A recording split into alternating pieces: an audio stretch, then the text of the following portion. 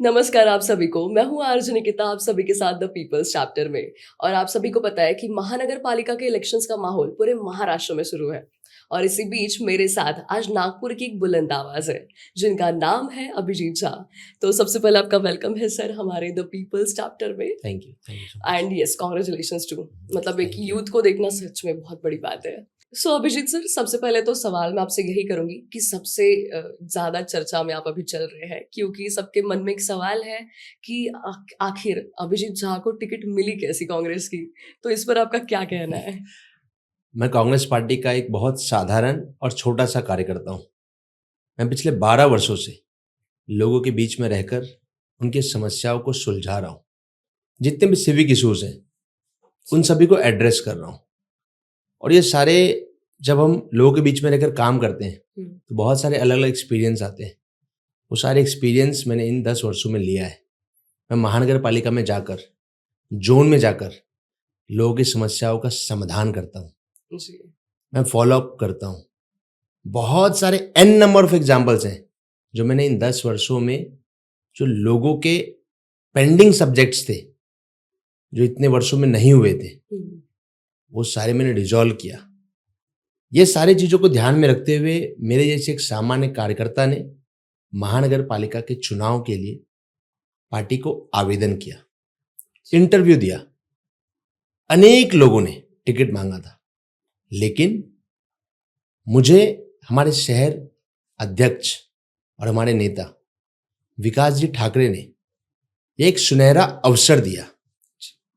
मुझ जैसे मध्यम वर्ग परिवार के लड़के को कांग्रेस पार्टी का टिकट मिलना बहुत बड़ी बात है। ये मैं इसलिए कह रहा हूँ, मेरे पापा प्राइवेट कंपनी में जॉब करते हैं, मेरी मम्मी हाउसवाइफ है, बाय प्रोफेशन में सिविल इंजीनियर हूँ, मेरा भाई डॉक्टर है।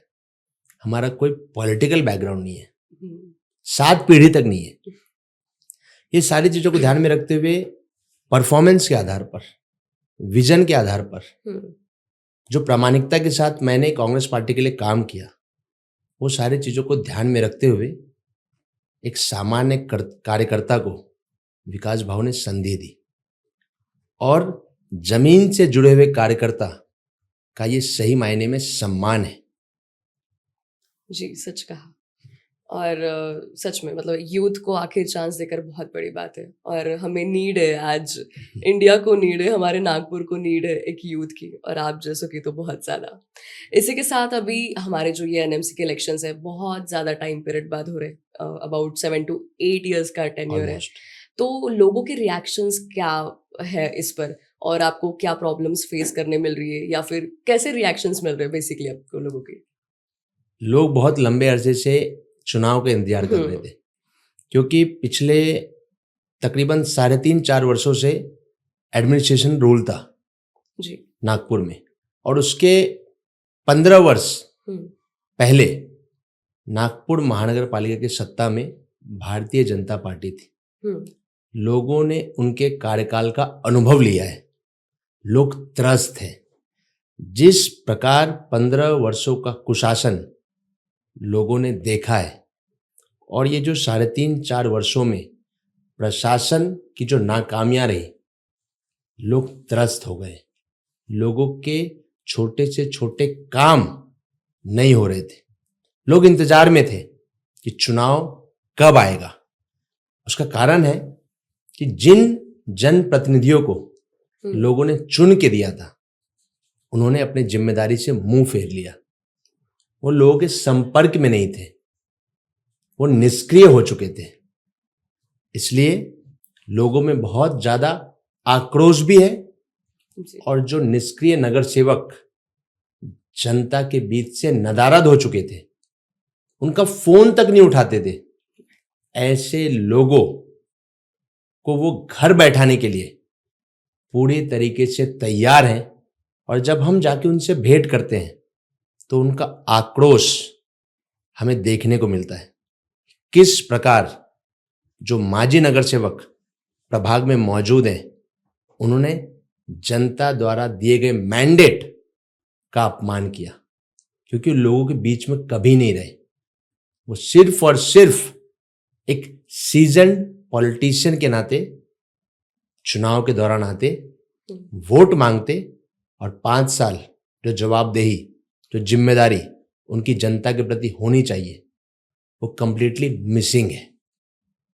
और ये सबसे बड़ा एक गोल्डन अपॉर्चुनिटी है लोगों के लिए, एक बहुत गोल्डन अपॉर्चुनिटी, क्योंकि लोगों ने एक ऐसा अनुभव लिया पिछले 4 वर्ष के कार्यकाल में कि उनके छोटे से छोटे बेसिक इश्यूज को माजी नगर सेवकों ने नहीं रिजॉल्व किया।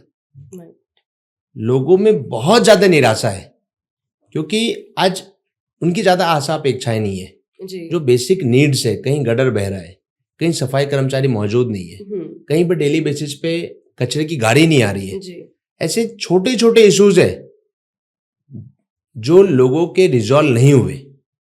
इसलिए ये महानगर पालिका के चुनाव में संपूर्ण नागपुर शहर की जनता भारतीय जनता पार्टी के 15 वर्षों के कार्यकाल का हिसाब किताब करने जा रही है। जी, और जैसे आपने कहा कि लोगों की बहुत छोटी छोटी अपेक्षा है, तो आप स्पेसिफिकली बता पाएंगे कि लोग क्या अपेक्षा करते हैं एक नगर सेवक से?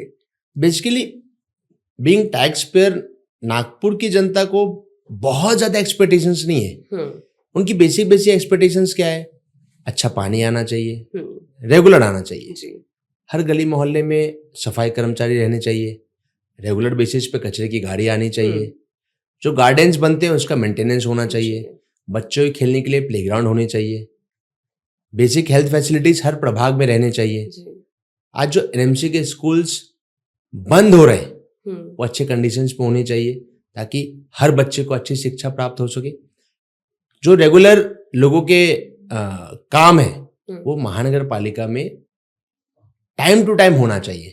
नहीं तो एक आम इंसान को काम करने के लिए वहां पर इतना माथा पच्ची होता है कि महीने महीने लग जाते, आम इंसान का चप्पल घिस जाता, लेकिन महानगर पालिका में काम नहीं होता। तो ये सारी जो जिम्मेदारी एक नगर सेवक की होनी चाहिए, वो अगर उन्होंने ईमानदारी और प्रामाणिकता के साथ किया तो बहुत ज्यादा डिफिकल्ट सब्जेक्ट नहीं है। सिर्फ और सिर्फ काम करने की मानसिकता होनी चाहिए, ईमानदारी होनी चाहिए। ये जो सारे सब्जेक्ट्स हैं जो लोगों के हर फैमिली से रिलेटेड है, वो उनका अधिकार है जी। ये जो बेसिक जो मैंने आपको इश्यूज बताया, जो फैसिलिटीज या सर्विसेज लोगों को मिलनी चाहिए, उसके लिए नागपुर की जनता टैक्स पे करती है। तो विद दैट रिस्पेक्ट की महानगर पालिका उनको ये सारी सर्विस प्रोवाइड करनी चाहिए। और वो कब प्रोवाइड होगी? जब वहां के जनप्रतिनिधि इन सारे सब्जेक्ट के लिए सीरियसली कंसर्न रहेंगे। सच कहा आपने, मतलब बहुत ही ज्यादा बेसिक एक्सपेक्टेशंस हर एक कॉमन पीपल करता है। और सबसे बड़ी बात तो मुझे ये लगती है कि आज कितने भी पढ़े लिखे लोग रहे, फिर भी उन्हें पता नहीं होता है कि एग्जैक्टली जाना कहाँ है, कहाँ एप्लीकेशन भरनी है अगर कुछ भी प्रॉब्लम्स दिखे। तो आप लोगों को क्या कहना चाहेंगे अगर ऐसे कुछ प्रॉब्लम अगर उनको फेस करने पड़ती है? तो ये जो आपने बहुत ही मतलब सटीक सवाल पूछा, ये इसलिए होता है, मैं आपको विद एकदम एक्सपीरियंस के साथ बता रहा हूँ कि जितने भी माजी नगर सेवक हैं जी, वो सिर्फ और सिर्फ वोट लेने तक जनता के घर जाते हैं। वोट लेने के बाद वो जनता के बीच से कट जाते हैं। आज एक नगर सेवक की जिम्मेदारी है कि वोट लेने के बाद उसको हर घर, हर मोहल्ले, हर कॉलोनी तक उसने लोगों की सुनवाई करनी चाहिए। ऐसा क्यों होता है कि जनता को ही नगर सेवक का ऑफिस ढूंढना पड़ता, नगर सेवक का घर ढूंढना पड़ता?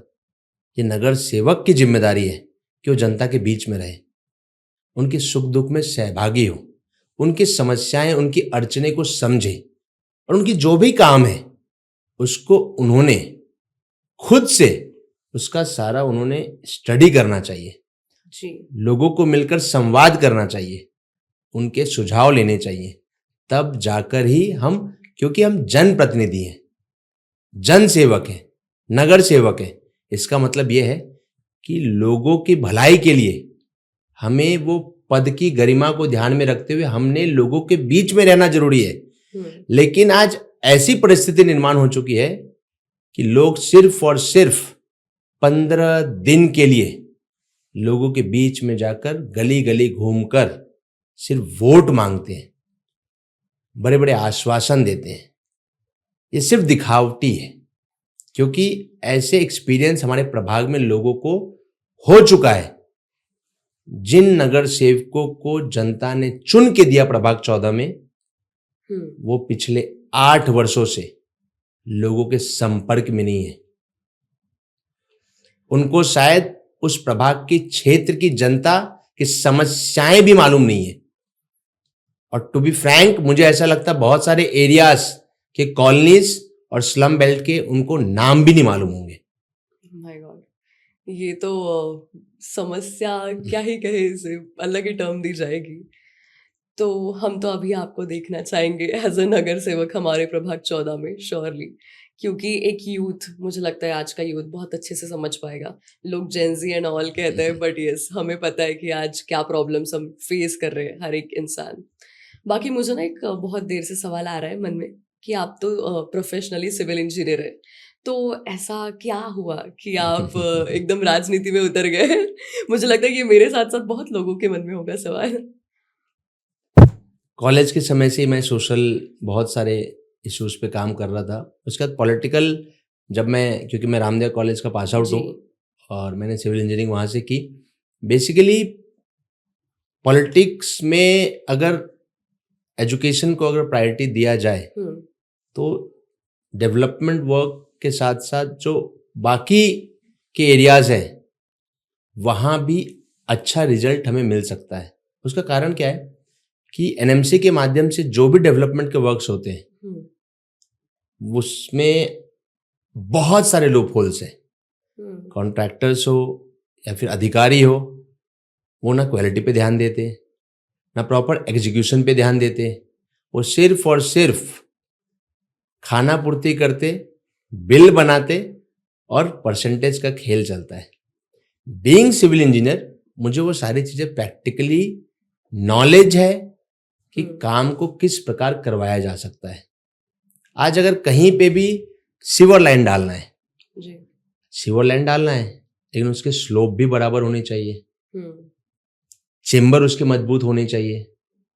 आपको गार्डन का डेवलपमेंट करना है, उसका प्रॉपर आर्किटेक्चरल ड्राइंग होना चाहिए।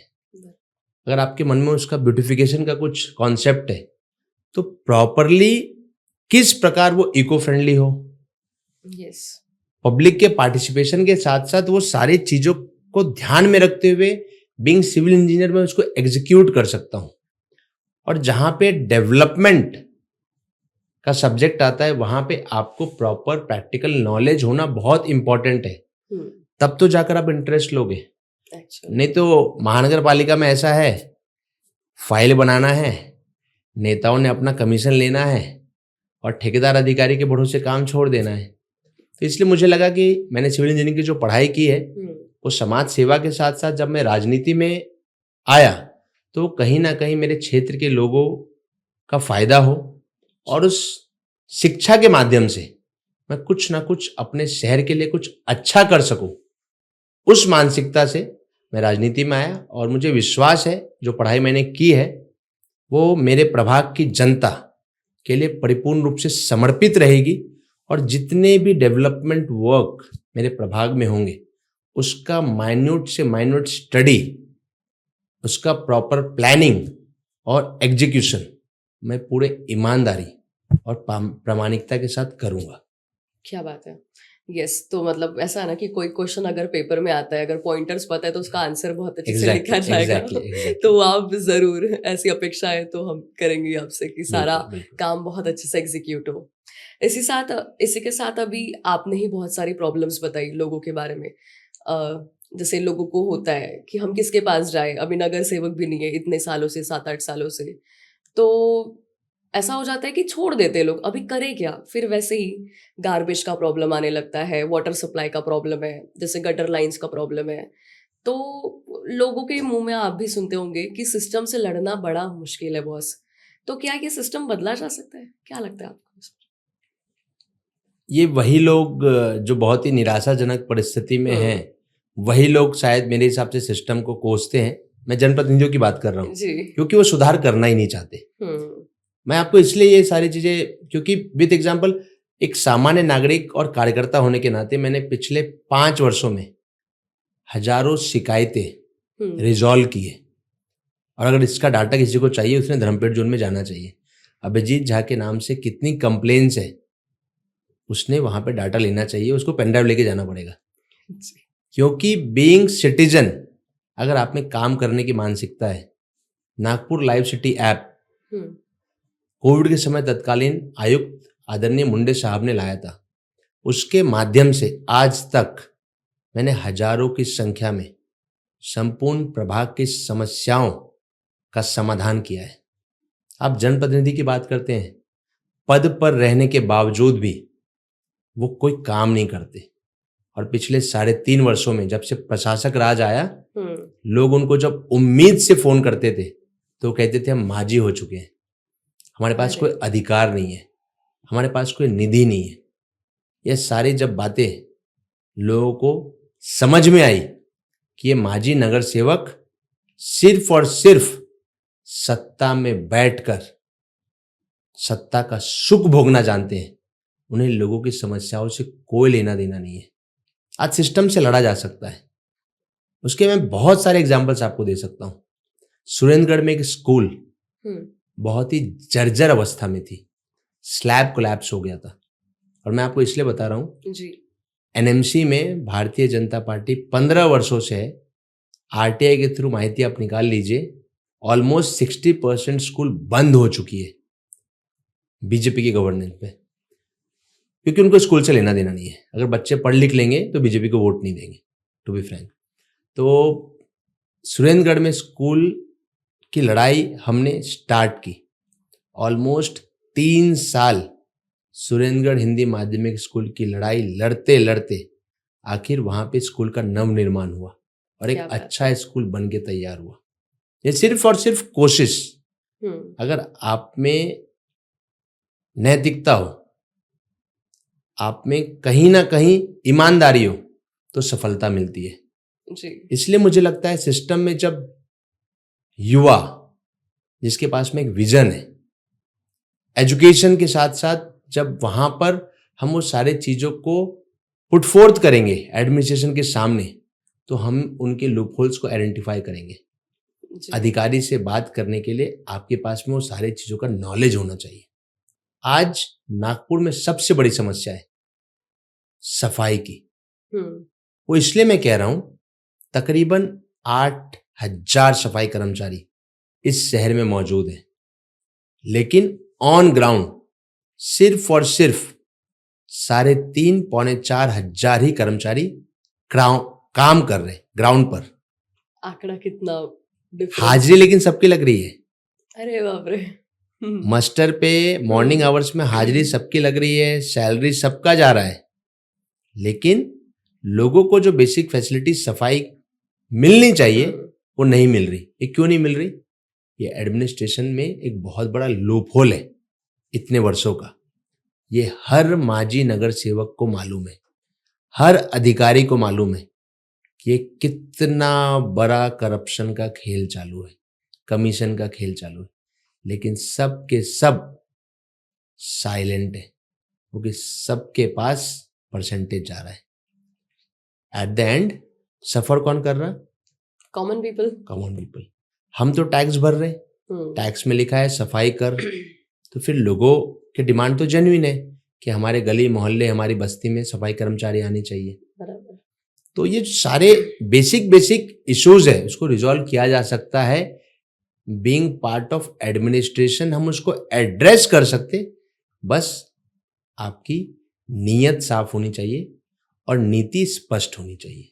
एक्चुअली वही है ना कि पता होगा तो करेगा इंसान, नहीं तो जैसा चलते आया है वैसे चलते रहेगा और एक कॉमन पीपल भुगतेगा। बिल्कुल, है ना। तो इसी के साथ मैं आपसे पूछना चाहूंगी कि अगर आप आने वाले टर्म में आते हैं चुनकर, तो ऐसे कौन से पहले 5 काम करना चाहेंगे आपके प्रभाग में? सबसे पहले पूरे प्रभाग में जो मैंने समस्या आइडेंटिफाई किया, सफाई का एक बहुत बड़ा सब्जेक्ट मैंने आइडेंटिफाई किया कि गिट्टी खदान का एरिया हो, सदर का एरिया हो, तिलंखेड़ी का हो, या फिर जो सबसे हाई प्रोफाइल जोन है सिविल लाइंस भरत नगर, वहां भी हफ्ते 10 दिन तक सफाई कर्मचारी नहीं आते, जिसके कारण हर तरफ डंपिंग यार्ड डेवलप हो रहा है। My God. इस सब्जेक्ट के ऊपर एकदम टॉप मोस्ट प्रायोरिटी के साथ मैं वर्कआउट करूंगा। और जो मैंने अभी आपको बताया कि जो लूपहोल एडमिनिस्ट्रेशन में जी। मैं सारे सफाई कर्मचारियों को रेगुलरली ऑन ग्राउंड मॉनिटर करूंगा और हर गली मोहल्ले में सफाई कर्मचारी रहेंगे। दूसरा सबसे बड़ा सब्जेक्ट है हर घर का, वह है साफ शुद्ध पानी समय पर मिलना चाहिए और प्रेशर भी रहना चाहिए। जी। हमारे बड़े बड़े नेता 24/7 पानी की घोषणा करते, सिर्फ घोषणा करते, लेकिन आज भी हमारे गिट्टी गदान क्षेत्र में 2 घंटे से ज़्यादा पानी नहीं आता। गौलीपुरा में तकरीबन 6 महीनों से ज़्यादा से अभी भी गंदा पानी आ रहा। तेलंगखेड़ी की बस्तियों में पानी ना के बराबर आ रहा। तो हर घर को रेगुलर अच्छा स्वच्छ पानी समय पर मिले, ये मेरी दूसरी प्रायोरिटी होगी। इसके साथ तीसरी प्रायोरिटी होगी जो हमारे सिविल एरियाज हैं, सिविल लाइंस हो, भरत नगर हो, सेमिनरी हिल्स के जितने भी पार्ट हैं, ये आज हमारे शहर के आखिरी बचे हुए ग्रीन लंग्स हैं। बड़े पैमाने पर यहाँ पे ग्रीन कवर मौजूद है, ओपन स्पेसेस मौजूद है। इसको किस प्रकार हम प्रिजर्व कर सकते, और ये जो पूरा हमारा एरिया है यहाँ पर किस प्रकार से हम पॉल्यूशन फ्री एक सिस्टम तैयार कर सकते हैं, उसके लिए हमें मिलकर जितनी भी सोसाइटीज़ हैं, जितने भी एनजीओज हैं, जितने भी वहाँ के विजिलेंट सिटीजन्स हैं, इंटेलेक्चुअल लोग हैं, उन सभी का सजेशन लेकर, उनके आइडियाज़ लेकर हम वो वर्कआउट करेंगे ताकि हमारे प्रभाग में हर तरफ हरियाली रहे। क्योंकि आज डेवलपमेंट के नाम पर हर तरफ आप कॉन्क्रीट जंगल देख रहे होंगे, जो आने वाले जनरेशन के लिए एक बहुत बड़ा धोखा है। उसको ध्यान में रखते हुए हम जो इन्वायरमेंटल कंसर्न्स हैं उसको एड्रेस करेंगे। ये मेरी तीसरी प्रायोरिटी होगी। चौथी एक बहुत बड़ी प्रायोरिटी है, प्रायोरिटी नहीं है, हमारी जिम्मेदारी है। गिट्टी खदान में आखिरी बस स्टॉप के पास में एक बहुत बुरे कंडीशन में, मतलब शायद मुझे लगता है महानगर पालिका को कोई लेना देना ही नहीं है, और शायद वहाँ के माजी नगर सेवकों को भी दूर दूर तक उसका कोई वास्ता नहीं है। महानगर पालिका के स्कूल शायद अपने लास्ट स्टेज पे है बंद होने के। वहाँ पर एक अच्छा इंग्लिश मीडियम स्कूल हम तैयार करेंगे।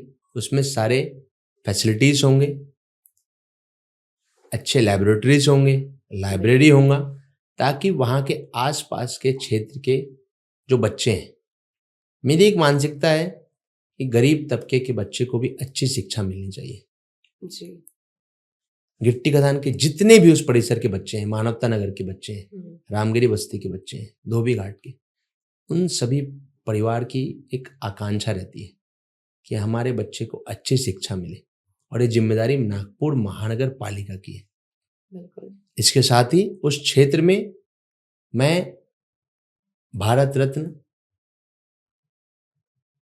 बाबा साहेब भीमराव आंबेडकर जी के नाम से एक भव्य डिजिटल लाइब्रेरी बनाना चाहता हूँ, क्योंकि जो हायर एजुकेशन आने वाले समय में एमपीएससी, यूपीएससी, बैंकिंग की तैयारी करते, अलग अलग फील्ड में जाना चाहते, उनको एक ऐसा हम प्लेटफॉर्म देना चाहते हैं डिजिटल लाइब्रेरी के माध्यम से, ताकि वो वहाँ पे उनको सारी फैसिलिटीज़ मिले। जी बिल्कुल। तो डिजिटल लाइब्रेरी भी हम डेवलप करेंगे गिट्टी खदान में।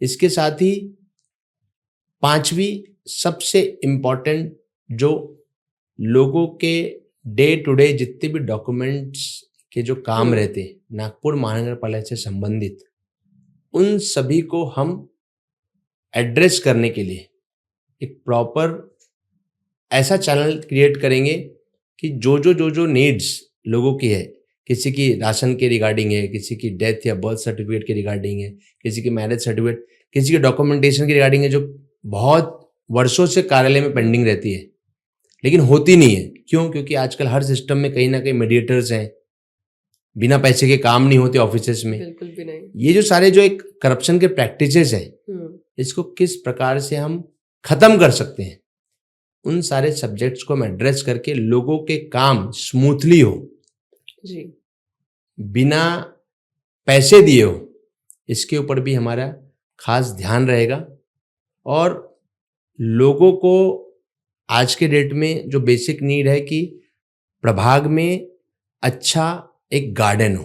क्यों? क्योंकि जो हमारे बड़े बुजुर्ग हैं जी, उन सभी को एक ऐसा एनवायरनमेंट हम तैयार करके दें गार्डन के माध्यम से, जो वॉकिंग करने वाले ग्रुप है, योगा करने वाले ग्रुप है, छोटे छोटे किड्स हैं, उनको एक ऐसा अच्छा कॉन्सेप्ट से हम गार्डन डेवलप करें ताकि वो वहाँ शांति से, जो एक मतलब बहुत ही बेहतरीन तरीके से आज नाना नानी गार्डन का एक कॉन्सेप्ट चल रहा है, वो सारी चीज़ों को वर्क करके सदर जैसे क्षेत्र में, तेलंखेड़ी जैसे क्षेत्र में हम डेवलप करना चाहते हैं, क्योंकि मराठोली के आसपास में बहुत सारे ओपन स्पेसेस हैं। उन सारे चीज़ों को वर्कआउट करके हम लोगों से सुझाव लेकर अच्छा गार्डन और अच्छा प्लेग्राउंड हमारे जनरेशन के लिए डेवलप करना चाहते हैं। वाह! तो ये 5 सबसे पहले चीज़ें रहेंगी जो आप वर्कआउट करेंगे हमारे प्रभाग 14 में। बिल्कुल। और लोगों को यही एक्सपेक्टेशंस है, मतलब बीइंग अ कॉमन पीपल मैं भी यही चाहूँगी कि ये सब मुझे अच्छा दिखे हमारे पास। और साथ ही जैसे अपने पर्यावरण पर आए थे हम लोग, तो एनवायरनमेंट आज सबसे बड़ा कंसर्न रह चुका है पूरे इंडिया का। और साथ ही साथ नागपुर में भी हम काफ़ी रोड्स, सबसे बड़ी बात तो इतनी जो दिक्कतें फेस करते हैं। तो आप क्या एलाबोरेट करना चाहेंगे इस टॉपिक को, पर्यावरण वाले? बेसिकली मैंने देखा है कि डेवलपमेंट के पैरामीटर्स चेंज हो गए हैं। पता नहीं, लोगों को ऐसा लगता है कि डेवलपमेंट करना है तो झाड़ों को काट दो, वो वहाँ पे कंक्रीट डाल दो। इसको डेवलपमेंट नहीं कहते हैं। Development at the end sustainable होना चाहिए, एक्चुअली पीपल फ्रेंडली होना चाहिए, और उसका कॉन्सिक्वेंसेस लोगों तक नहीं होना चाहिए। जी, अभी मैं भरत नगर के जो अमरावती रोड पे जो पूरा कंक्रीट रोड अभी तैयार हुआ है, आप उसका पेवमेंट का लेवल देखिए। आज भरत नगर के जो पूरे के पूरे लेआउट है वो ऑलमोस्ट 3 से 4 फीट, अगर हम जीरो लेवल पे देखें तो ग्राउंड लेवल से 3 से 4 फीट डाउन हो चुका है। ये एक बहुत बड़ा कंसर्न है, क्योंकि आप वो मंजर याद करिए कि सिर्फ और सिर्फ एक रात में पूरा शहर डूब गया था। जी, ये जो सारा जो डेवलपमेंट के नाम पे शहर का सत्यानाश हो रहा है ना, उसका भुगतान नागपुर शहर की जनता कर रही है। शहर में पर्यावरण को ध्यान में रखते हुए प्लानिंग होना चाहिए कि हम किस प्रकार कम से कम पर्यावरण का नुकसान करें। डेवलपमेंट मस्ट है, we are not against development, development is the need of time, तब जाकर ही ये पूरा इंफ्रास्ट्रक्चर, इकोनॉमी सब वो जो सब कोरिलेटेड है। लेकिन आने वाले जनरेशन को भी हमें जवाब देना है। जब वो हमारे ध्यान में रहेगा तब जाकर ही हम डेवलपमेंट का सही मायने में लोगों को एक बहुत बड़ा ऐसा एक इमेज बन गया है कि हम बड़े बड़े फ्लाईओवर्स, बड़े बड़े मेट्रोस ये सारे तैयार कर ले, इसको डेवलपमेंट हम कह रहे हैं। अरे लेकिन उसको तैयार करने के लिए हम 100, 200, 300 झाड़ को धड़ल्ले से काट रहे। आखिर नुकसान क्या हो रहा? कोविड हमने देखा, कोविड अगर लोगों के ध्यान में होगा तो उन्हें समझ में आएगा कि तब ऑक्सीजन के लिए कितने परिवार जद्दोजहद और संघर्ष कर रहे थे। अनेकों ने अपनी जान गंवा दी ऑक्सीजन के लिए। वो एक ऐसा समय था कि लोग दर दर भटक रहे थे ऑक्सीजन के लिए। और आज जब by the grace of God हमें इतना अच्छा नेचुरल एनवायरनमेंट मिला है, हम उसको धड़ल्ले से खत्म करने पे तुले हुए हैं। तो मेरी टॉप मोस्ट प्रायोरिटी यही रहेगी। और मैंने नए साल के पहले दिन अपने चुनाव की जो शुरुआत है, जनसंपर्क है, मैंने इसी के साथ की कि हम प्रभाग 14 में Seminary Hills, Civil Lines, Bharat Nagar, ये जितने भी एरियाज हैं, इन सभी को एनवायरनमेंट फ्रेंडली एक अच्छा सा एक रोड मैप तैयार करेंगे, ताकि यहाँ पर डेवलपमेंट के नाम पर डिफॉरेस्टेशन ना हो। ये हमारी टॉप मोस्ट प्रायोरिटी रहेगी। कि बाल उद्यान है, वॉकर स्ट्रीट है, भरत नगर में एक अच्छा बहुत बड़ा पूरा का पूरा जंगल है, तेलंखेड़ी के आसपास में है। तो पर्यावरण को ध्यान में रखते हुए डेवलपमेंट होना चाहिए। दोनों नेसेसरी है, डेवलपमेंट भी नेसेसरी है, पर्यावरण तो बहुत ज़्यादा इम्पोर्टेंट है, इम्पोर्टेंट है क्योंकि लोगों को अगर अच्छी स्वच्छ हवा मिलेगी तो उनका सेहत अच्छा रहेगा। जी। और आज जनरल प्रैक्टिस में ऐसा है कि मॉर्निंग इवनिंग में बहुत सारे लोग हमारे प्रभाग में वॉकिंग करने आते वॉकिंग के हैं, लिए yes। अक्रॉस दूर दूर से दूर all दूर over से आते हैं। नागपुर। तो वो सारी चीज़ों को ध्यान में रखते हुए मेरी एक बेसिक जिम्मेदारी रहेगी जी कि लोगों को फ्रेश हवा मिले, बिल्कुल। पॉल्यूशन फ्री इन्वायरमेंट मिले। तो ये जो सारे जो ग्रीन लंग्स बचे हुए हैं, इसको बचाने के लिए जितना भी मुझे संघर्ष करना पड़े, ये मेरी टॉप मोस्ट प्रायोरिटी है। एडमिनिस्ट्रेशन से लड़ने तक की तैयारी है, लेकिन मैं इस क्षेत्र की जो हरियाली है उसको खत्म नहीं होने दूंगा।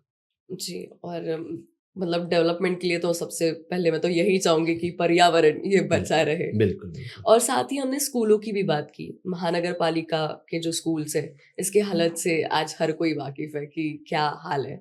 और जैसे कुछ कुछ स्लम्स हो गए, कुछ बस्तियां हो गई, वहाँ के लोग आज भी नहीं अफोर्ड कर पाते हैं बिल्कुल। School English medium. तो आपने तो हमें बताया, पर थोड़ा एलाबोरेट करके स्कूल्स के बारे में बताइए। डेवलपमेंट के क्या विचार है आपके दिमाग में? फर्स्ट ऑफ ऑल, जिस जनरेशन में आज हम रह रहे हैं यहाँ पर टॉप मोस्ट प्रायोरिटी एजुकेशन होना चाहिए। एक्चुअली बिना एजुकेशन के कोई भी सोसाइटी डेवलप नहीं हो सकती, कोई भी देश आगे नहीं बढ़ सकता। बिल्कुल भी नहीं। अगर आपको इस देश को विश्व गुरु बनाना है जी तो हर बच्चे को अच्छी शिक्षा देनी होगी। और उस दिशा में हम जब तक विचार नहीं करेंगे, मैं इसलिए विचार करने के लिए कह रहा हूं क्योंकि आज नागपुर महानगर पालिका या अन्य जो माजी नगर सेवक हैं, एजुकेशन उनके बकेट लिस्ट में नहीं है। ये गटर, नाली, साफ सफाई, चेंबर, ये जो सारे जो बेसिक है ना, ये बीइंग टैक्स पेयर ये बेसिक डेवलपमेंट है और ये सारे सर्विसेज महानगर पालिका की जिम्मेदारी है, होना ही चाहिए। एजुकेशन टॉप मोस्ट प्रायोरिटी होनी चाहिए नागपुर महानगर पालिका की और हर जनप्रतिनिधि की। ये तब संभव होगा जब नागपुर महानगर पालिका का एजुकेशन बजट हम बढ़ाएंगे। जो एलोकेशन है उसको हम डबल ट्रिपल नहीं, उसको हमको बहुत एस्केलेट करना होगा। और जब ये सारी चीजें होगी, आज के डेट में एक रिक्शा वाले का बेटा हो, ऑटो वाले का बेटा हो, सब्जी वाले का बेटा हो, या फिर कोई काम करने वाली बाई की बेटी हो, या कोई मध्यम वर्ग परिवार का कोई बच्चे हो, हर माँ बाप की अपेक्षा रहती है कि उसके बच्चे को अच्छी शिक्षा मिले। लेकिन आज प्राइवेट कमर्शियल इतना हो चुका है एजुकेशन कि ऑलमोस्ट 70-80 हजार फर्स्ट स्टैंडर्ड का फीस हो चुका है एक साल का। तो जब हम बेसिक एजुकेशन की बात करते हैं तो ये महानगर पालिका की जिम्मेदारी है कि हर प्रभाग में अच्छा इंफ्रास्ट्रक्चर तैयार हो, स्कूल का डिजिटली वो पूरा इक्विप्ड हो, इंग्लिश मीडियम में हो। आज स्कूल क्यों बंद हो रहे हैं? एक कॉमन सा सवाल है, लोग बोलते हैं जनप्रतिनिधि बच्चे नहीं आ रहे। अरे भाई, बच्चे इसलिए नहीं आ रहे क्योंकि आप फैसिलिटीज नहीं दे रहे हो।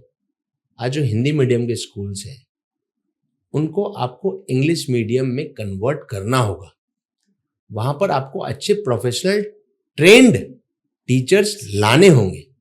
आप जब एक अच्छा एनवायरनमेंट तैयार करोगे तो मैं बिलीव करता हूं कि उस क्षेत्र के हर परिवार का बच्चा उस महानगर पालिका स्कूल में पढ़ेगा जी। और ये संभव है। मैंने सुरेंद्रगढ़ स्कूल का आपको एग्जाम्पल दिया जी। इसी प्रकार हमारे गिट्टी खदान क्षेत्र में, फुटारा के क्षेत्र में और तिलंगखेड़ी के क्षेत्र में जो भी महानगर पालिका के स्कूल्स हैं उसको पूरा रीडेवलप किया जाएगा, अच्छा इंफ्रास्ट्रक्चर तैयार किया जाएगा, वहां पर अच्छे से अच्छा टीचर प्रोफेशनल वहां पे अपॉइंट किए जाएंगे और हम यह सुनिश्चित करेंगे हमारे क्षेत्र के परिवार का एक एक बच्चा उस स्कूल में पढ़े, अच्छी शिक्षा ले।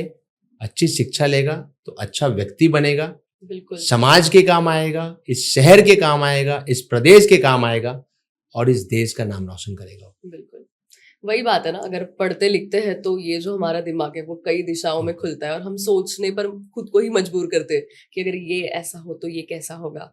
तो यस, ये तो नेसेसरी है, एजुकेशन बहुत इंपॉर्टेंट है। बहुत इंपॉर्टेंट है। और इसी के साथ आप सिविल इश्यूज पर बहुत ज्यादा काम करते हैं, ये हम सभी को पता है। तो एक राइट टू पी, ये जो अभियान चलाया था, इसके बारे में मैं पूरा डिटेल्स में जानना चाहूंगी, जिसका इम्पैक्ट अभी पूरे नागपुर में दिखाई दे रहा है हमको। बेसिकली हम मार्केट एरियाज वगैरह में जब भी शॉपिंग वगैरह करने के लिए जाते हैं या फिर ऐसे रैंडम अगर विजिट करने भी जाते हैं, जी।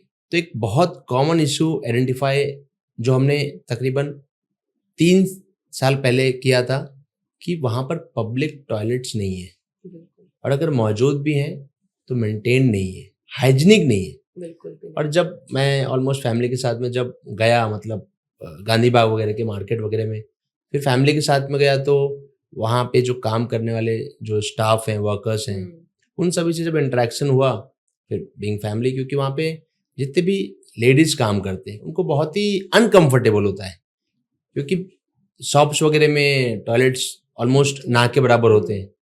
तो फिर ये सारी चीज़ें जब ध्यान में आई तो मैं नागपुर सिटीजन फोरम के माध्यम से, हमारा एक बहुत अच्छा ऑर्गेनाइजेशन बहुत सारे सिविक इश्यूज पे काम करता है, जी।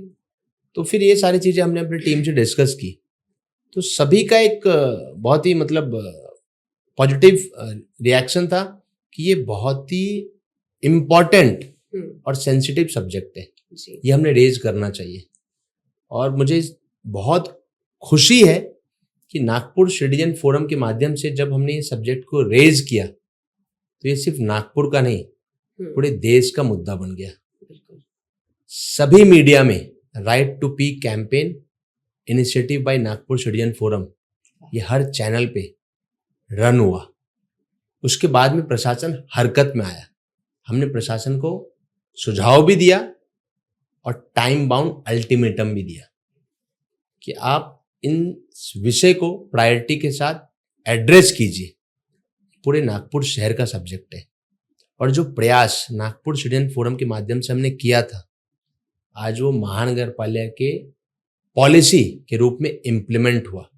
आज जो वॉकर स्ट्रीट पे आप टॉयलेट्स देख रहे होंगे, अंबाजी रोड पे टॉयलेट्स देख रहे होंगे, या मार्केट प्लेसेस में टॉयलेट्स देख रहे होंगे, ये नागपुर सिटीजन्स फोरम की कोशिश का नतीजा है।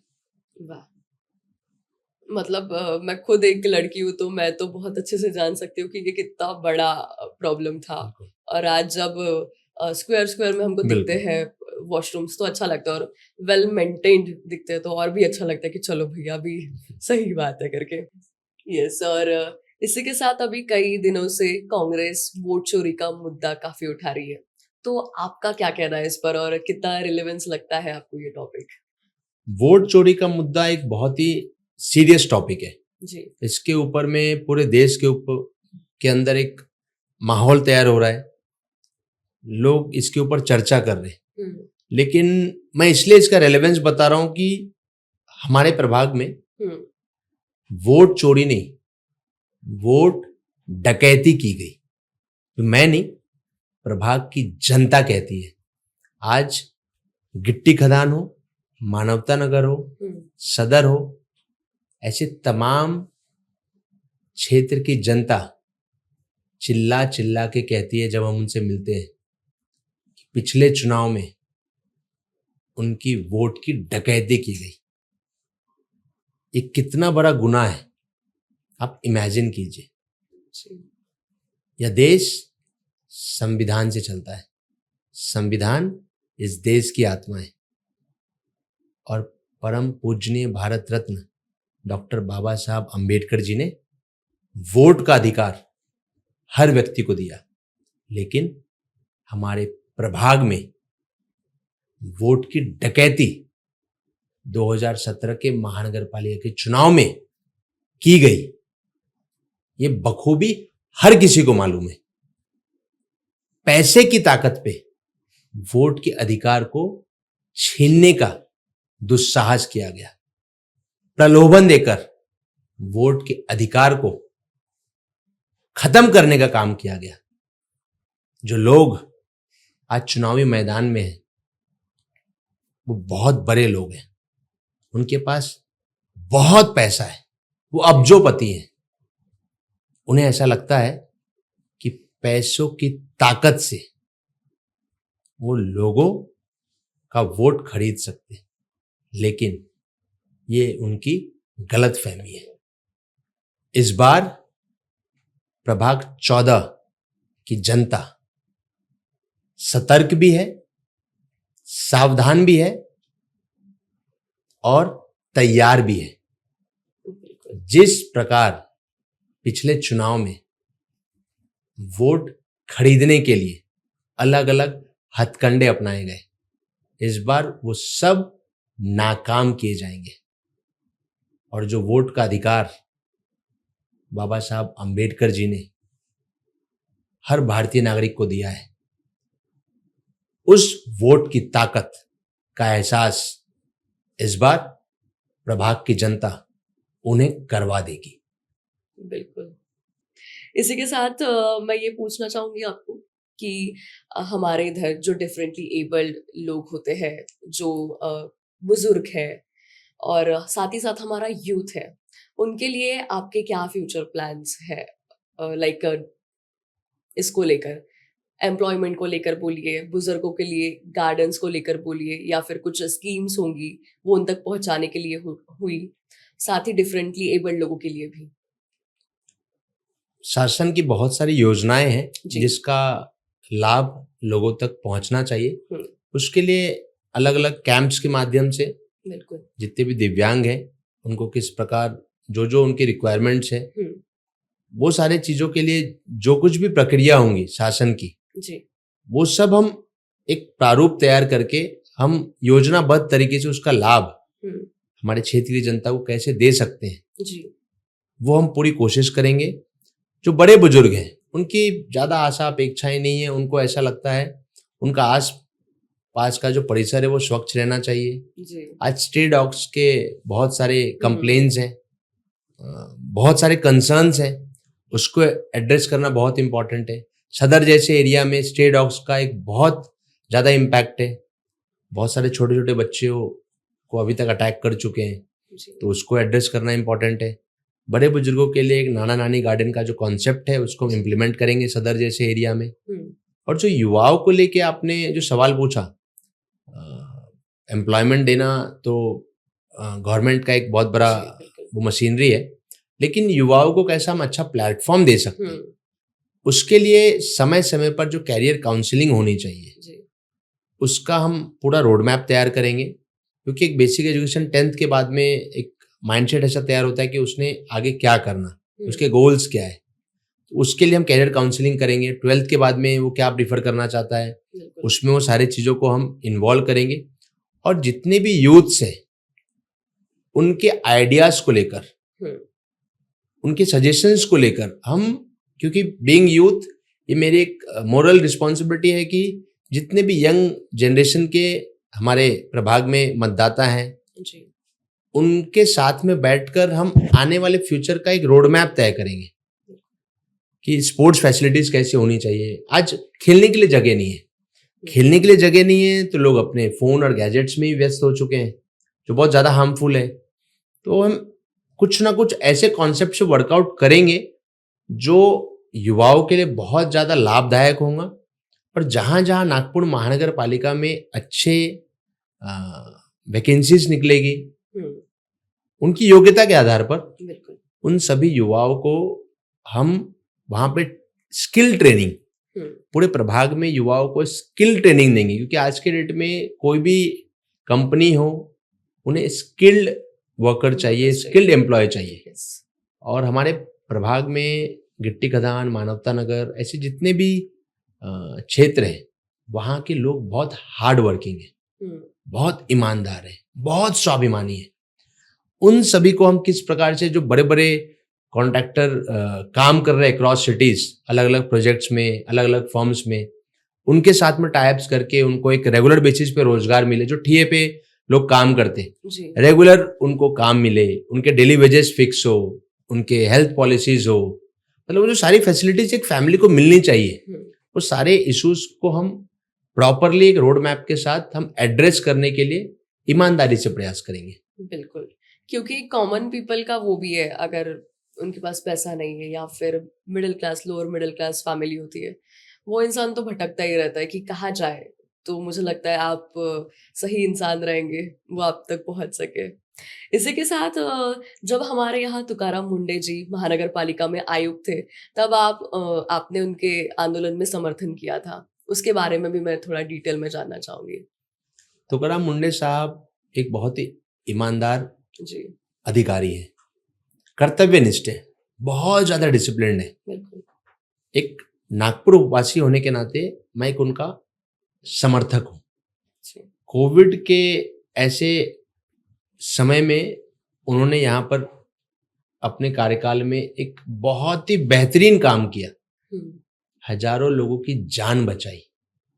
उन्होंने स्ट्रिक्ट से स्ट्रिक्ट डिसीजन लिया जिससे नागपुर शहर की जनता की जान बचाई जा सके। लेकिन एक ईमानदार व्यक्ति को किस प्रकार प्रताड़ित किया जाता है, उनके ऊपर गलत गलत आरोप लगाए गए, लांछन लगाए गए, वो इस शहर ने देखा है। जी, जब पूरे शहर में मौत का तांडव चल रहा था, हजारों की संख्या में लोगों को बेड्स नहीं मिल रहे थे, ऑक्सीजन नहीं मिल रहे थे, दवाइयां नहीं मिल रही थी, तब इस शहर में भारतीय जनता पार्टी के कुछ नेता षड्यंत्र कर रहे थे कि इस ईमानदार अधिकारी को जल्द से जल्द इस शहर से भगाया जाए।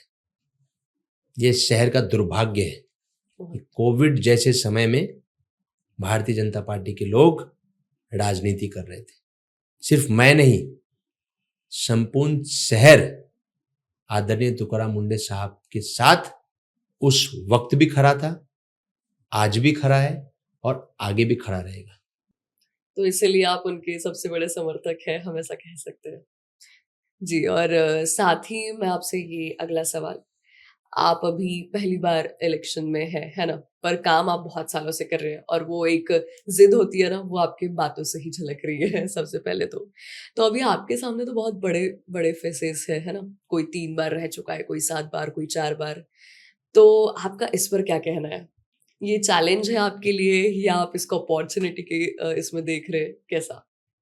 बेसिकली इन डेमोक्रेसी ये सारे चैलेंजेस हुँ, चैलेंजेस तो नहीं बोल सकता हूँ, लेकिन क्या है, डेमोक्रेसी में जनता जनार्दन है। बिल्कुल। मुझे एक बहुत बड़ी अपॉर्चुनिटी हमारे शहर अध्यक्ष ने दिया जी, और ये जो सारे मैंने आपको काम बताया, इस काम के पीछे मुझे हर दिशा में हमारे नेता का साथ मिला। विकास जी ठाकरे ने हम जैसे कार्यकर्ताओं का हौसला बढ़ाया।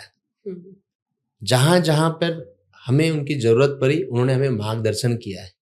और ये जो सारे काम मैंने आपको बताया, ये हमने उनसे सीखा है किस प्रकार लोगों के बीच में रहकर काम करना पड़ता है। विकास ठाकरे जी आज के डेट में नागपुर शहर के सबसे लोकप्रिय आमदार हैं। जी, वो रात बेरात लोगों की मदद करते हैं। आज मैं भी जाता हूं प्रभाग में, लोगों से इंटरेक्शन करता हूं, तो उनके नंबर लेता हूं ताकि कभी कोई समस्या रहे तो उनसे बात कर सकूं और सेव करता हूं। ये मैंने विकास ठाकरे जी से सीखा। आज उनके कांटेक्ट में कम से कम 30,000 नंबर सेव्ड है। वो डे टू डे हर लोगों से man to man, heart to heart हुँ, इंटरेक्शन करते, उसको अपना बनाते। ये जो सारी क्वालिटी है ना, ये हम आज भी, क्योंकि बीइंग यंग ये मेरी लर्निंग एज है, हम विकास ठाकरे सर से सीखते हैं। और आपने कहा कि 3 टर्म के, 7 टर्म के, हुँ, ये सारी चीजें जजमेंट करना विद ड्यू रिस्पेक्ट काम जनता का है।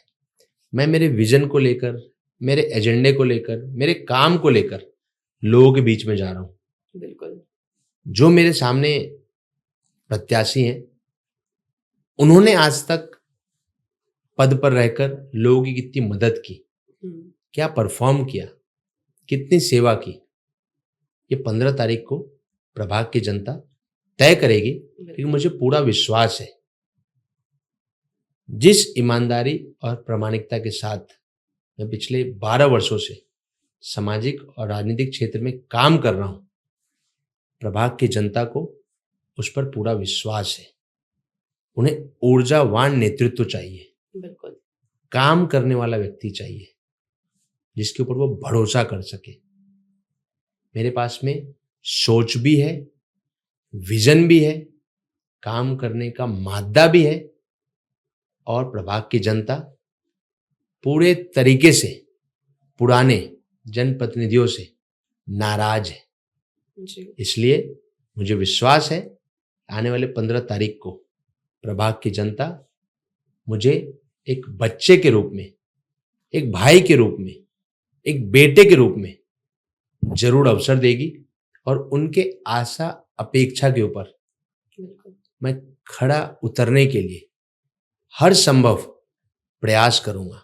सिर्फ चुनाव तक नहीं, मैं आने वाले 5 वर्षों तक उनके बीच में रहकर उनके काम आऊंगा, और प्रभाग का एक आम नागरिक के नाते, नगर सेवक नहीं, प्रभाग के आम नागरिक के हैसियत से उनके सुख दुख में, अड़ी अड़चन में हमेशा काम आऊंगा। जी, बिल्कुल। और यही फिर से एक कॉमन पीपल की आपकी तरफ से अपील रहेगी। तो आजकल जैसे सर हम देखते हैं कि पैसा होना चाहिए इलेक्शंस लड़ने के लिए, मतलब एक कॉमन पीपल के हिसाब से तो मैंने यही सुना है बहुत ज़्यादा। तो आपने जैसे स्पेसिफिकली मेंशन किया था कि मैं एक मिडिल क्लास फैमिली से हूँ और मैं जनप्रतिनिधि के रूप में आप सभी के साथ रहूँगा। तो अभी पैसा फिर कैसा? इलेक्शन को कमर्शियल जी। उद्योगपतियों ने किया है। जो लोग सिर्फ और सिर्फ सीजन पॉलिटिशियन है, उन लोगों ने इलेक्शन को इतना ज़्यादा कमर्शियल कर दिया है कि एक ऐसा माइंडसेट डेवलप हो गया है कि इलेक्शन में पैसे बहुत लगते हैं, जी। पैसा खर्च करना पड़ता है, पैसा देना पड़ता है, ये करना पड़ता है। Being middle class family, to be frank, अगर आप लोगों के बीच में मौजूद हैं, लोगों से आपका इंटरेक्शन है, लोगों को आप समझ पा रहे हैं, तो पैसे की जरूरत नहीं है। सिर्फ और सिर्फ आप लोगों से कनेक्टेड होने चाहिए। जी। प्रभाग 14 की लड़ाई एक धन शक्ति के विरुद्ध मुझ जैसे जनशक्ति, इन लोगों की लड़ाई है। बिल्कुल। अब ये प्रभाग की जनता को तय करना है कि पैसों की ताकत में ज्यादा दम है, या जो जनता जनार्दन का जो विश्वास है, जो उम्मीद है, उसके सही मायने में हकदार कौन है। जी, और मुझे लगता है कि लोग बहुत ही सही फैसला जल्दी लेने वाले हैं। और इसी के साथ ना बहुत कॉमन सवाल है, मतलब ये मैंने खुद भी फेस किया होगा कि अभी हमें पता तो है कि हमारे यहाँ पे ये नगर सेवक है, पर अब हमारी प्रॉब्लम्स इतनी सारी, हम उनके पास जाए कैसे? एक तो लोग सोचते सोचते ही वो प्रॉब्लम्स उतनी बड़ी हो जाती है, या फिर जाना भी चाहे, कांटेक्ट भी करना चाहे तो ज़रा दिक्कत हो जाती है। तो आप अगर ऐसी प्रॉब्लम आपके प्रभाग में आती है तो लोग आप तक कैसे कांटेक्ट करें, कैसा कहें? ये प्रॉब्लम आनी ही नहीं चाहिए। सबसे पहली पहली बात, बात। जब नेता जनता के बीच में जाकर वोट मांगते हैं, तब उनके बीच में बराबर हाथ जोड़ते हैं कि हमको मदद कीजिए, हमें आपका वोट चाहिए, हम आपके काम आएंगे, हम आपकी प्रॉब्लम सॉल्व करेंगे। और जैसे ही चुनाव खत्म, नेता गायब। मतलब जिन नेताओं को लोगों ने एक उम्मीद के साथ में वोट दिया, चुनकर पद पर बैठाया, उस नेता का प्रभाग की जनता से कोई लेना देना ही नहीं है। और ये एक्सपीरियंस हमारी प्रभाग की जनता को भली भांति हो चुका है कि जिनको हमने मौका दिया, उनके बंगले के दरवाजे इतने ज्यादा मजबूत हैं कि वो हमारे प्रभाग की जनता के लिए कभी नहीं खुलते हैं। वो लोगों के बीच में कभी अवेलेबल ही नहीं रहे। कोई कांटेक्ट करने की कोशिश भी किया तो उन्होंने उसको नजरअंदाज किया। आज जब वोट मांगने के लिए हम लोगों के बीच में जाते हैं, तो फिर चुन के आने के बाद में हम क्यों नहीं जाते? जी। जनता ने क्यों नेताओं के कार्यालय या घर पे आना चाहिए? ये जनप्रतिनिधि की जिम्मेदारी है कि आप डे टू डे बेसिस पे जनता के बीच में फिजिकली मौजूद रहें। एक जनप्रतिनिधि के नाते अगर मुझे प्रभाग की जनता अवसर देगी, आशीर्वाद देगी, मैं आपको विश्वास दिलाता हूं, मैं उनके बीच में रहूंगा, उनकी समस्याओं को समझने के लिए, उनकी समस्याओं को सुलझाने के लिए। चाहे गिट्टी खदान के क्षेत्र की जनता हो, फुटाड़ा की जनता हो, तेलंगखेड़ी के हो, सिविल लाइंस भरत नगर के हो या सदर के हो, I will be the first one to come to their door steps. जी बिल्कुल, फिर से अगेन कॉमन पीपल की यही अपेक्षाएं हैं। और इसी के साथ एक बहुत ही अच्छा सवाल शायद आपको भी पसंद आए और आप इसका जवाब बहुत अच्छे से देना चाहेंगे कि अभी पॉलिटिक्स में तो आप है, और तो आपका आइडल नेता कौन है, मैं ये जानना चाहूंगी, और किस तरह की इंस्पिरेशन आपको उनसे मिलती आई है आज तक। विकास ठाकरे एक ऐसे व्यक्तित्व जो अक्रॉस पॉलिटिकल लाइन या शहर की जनता उनको बेहिसाब प्यार भी करती है, सम्मान भी देती है, और मुझ जैसा युवा कार्यकर्ता उनसे प्रेरणा लेता है। बहुत कुछ सीखने लायक है। आज हम इतने वर्षों में जब भी विकास जी ठाकरे इनके निवास स्थान पर कोई काम को लेकर, कोई विषय को लेकर चर्चा करने जाते हैं, तो बहुत ही सरलता के साथ वो हर कार्यकर्ताओं को तो ठीक है, पूरे नागपुर शहर की जनता की समस्याओं को सुनते हैं और तुरंत जो जिस डिपार्टमेंट से जुड़ा हुआ वो विषय हो उसे फोन लगाते हैं और ताबड़तोड़ एक्शन लेने के लिए कहते हैं। नहीं तो ऐसे बहुत सारे लोग हैं जो टाल मटोल करते हैं। विकास भाव से बहुत कुछ सीखने लायक है। आज अगर 1 बजे भी कोई फोन करता है ना रात के, तो फोन उठाते हैं, क्योंकि विकास भाव को मालूम है कि किसी ने 1 बजे फोन किया ना तो कुछ कारण होगा, कोई ना कोई परेशानी होगी। और हमारे नेता रात के 1 बजे भी लोगों के प्रॉब्लम सॉल्व करते हैं। ऐसे बहुत सारे चीजें विकास भाव से सीखने लायक है।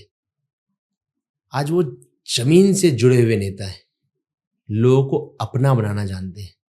उन्होंने मुझ जैसे युवा कार्यकर्ताओं को समय समय पर मार्गदर्शन किया है, हमारे हौसले को बढ़ाया है। जहां जहां जरूरत पड़ी वहां पर वो खुद मौजूद रहकर उन्होंने हमें हिम्मत दिया है, किस प्रकार से लोगों का काम करना चाहिए, किस प्रकार लोगों से बात करना चाहिए। इन सारे पहलुओं के ऊपर विकास भाव ने हमें मार्गदर्शन किया है। विकास भाव से सीखने के लिए असंख्य चीजें। He is a true inspiration for all the youths of Nagpur. और इसी के साथ हमारे द पीपल्स चैप्टर की तरफ से आप अपने प्रभाग 14 के लोगों से कुछ निवेदन करना चाहेंगे? जिस प्रकार प्रभाग की जनता ने हमारे नेता आमदार विकास भाव ठाकरे जी के ऊपर भरोसा जताकर उन्हें बहुत सारा आशीर्वाद दिया, बहुत सारा प्रेम दिया, उसी प्रकार मैं उनका एक सामान्य कार्यकर्ता हूं। उन्होंने बहुत बड़ी जिम्मेदारी, बहुत बड़ा मौका मुझ जैसे सामान्य युवा कार्यकर्ता को टिकट के रूप में दिया है। मैं प्रभाग की जनता को यह विश्वास दिलाता हूं, आपके अभी तक बहुत कड़वे अनुभव रहे होंगे नेताओं को लेकर, लेकिन मुझ में काम करने की एक मानसिकता है। मैं लोगों के दिल जीतना जानता हूं। क्यों? क्योंकि मैंने बहुत करीब से सारे चीजों को देखा है। और प्रभाग की जनता नेता नहीं, बेटा चाहती है। इसलिए मैं प्रभाग की जनता के ऊपर पूरा विश्वास है कि वो मुझ जैसे युवा एक कार्यकर्ता को अवसर देगी, और जो जो मैंने संकल्प लिया है कि प्रभाग के सर्वांगीण विकास के लिए इन सारे मुख्य बिंदुओं के ऊपर में मैं काम करूंगा, उनके आशा अपेक्षा के ऊपर खरा उतरूंगा। और प्रभाग की जनता मुझे इस चुनाव में अपना हर संभव घर परिवार दोस्त जितने भी लोग हैं उनका आशीर्वाद वोट के रूप में मुझे मिलेगा, इसके लिए मैं परिपूर्ण रूप से आश्वस्त हूं। बिल्कुल। इसलिए मैं कह रहा हूं 15 तारीख के बाद मेरा एक एक पल प्रभाग की जनता को समर्पित है। मैं खुद प्रभाग की जनता की सेवा के लिए तत्पर रहूंगा और आपको ऑन रिकॉर्ड कह रहा हूं, अगर मैं प्रभाग की जनता के एक्सपेक्टेशंस के ऊपर खड़ा नहीं उतरा, मैं उनके काम नहीं आया, या आने वाले 5 साल मैंने उनकी मदद या डेवलपमेंट वर्क नहीं किया, तो मैं 5 साल के बाद प्रभाग की जनता के बीच में वोट मांगने नहीं जाऊंगा और चुनाव भी नहीं लड़ूंगा। मैं काम के बलबूते पर प्रभाग की जनता का दिल जीतूंगा, तब जाकर ही अगले चुनाव में मैं उनके बीच में वोट मांगने जाऊंगा। बिल्कुल। वाओ! मुझे लगता है आप जैसा जनप्रतिनिधि अगर लोगों को मिले तो सच में डेवलपमेंट के लिए हमें कोई नहीं रोक सकता। सो द पीपल चैप्टर की तरफ से हम आपको बहुत सारे कांग्रेचुलेशंस और बधाई देते हैं और ऐसे ही आगे बढ़ते रहिए और हमारे साथ रहिए। Thank you so much. Thank you so much.